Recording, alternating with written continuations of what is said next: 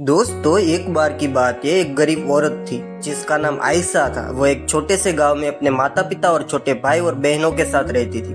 उसके जो पिता थे वो एक किसान थे, लेकिन खेत जो है बहुत उपजाऊ नहीं था और वे अक्सर किसी तरह का गुजारा करती थी। आयशा एक बुद्धिमान और जिज्ञासु लड़की थी। वह अपने आसपास की दुनिया के बारे में जानना पसंद करती थी। वह एक वैज्ञानिक बनने का सपना देखती थी, लेकिन वह जानती थी कि अपने परिवार में वित्तीय स्थिति के कारण उसे अपना लक्ष्य हासिल करना मुश्किल होगा।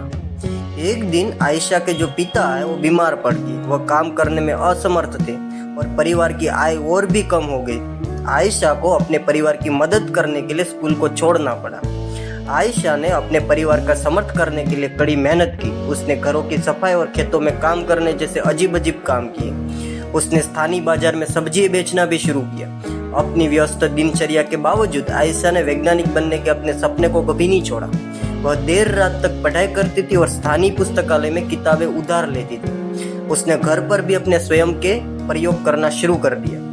कई सालों की कड़ी मेहनत और दृढ़ संकल्प के बाद आयशा ने आखिरकार अपने सपने को हासिल कर लिया। वह विश्वविद्यालय में दाखिला दिया और वैज्ञानिक बन गई। उन्होंने विज्ञान क्षेत्र में महत्वपूर्ण योगदान दिया। आयशा की ये जो कहानी है, हम सभी के लिए प्रेरणादायक कहानी। यह दिखाता है कि अगर हम अपने दिमाग में रखते हैं और अपने सपनों को कभी नहीं छोड़ते तो कुछ भी असंभव नहीं है। हर एक चीज संभव है। यह भी दिखाता है कि हमारे जुनून का पालन करना महत्वपूर्ण है, भले ही यह मुश्किल हो।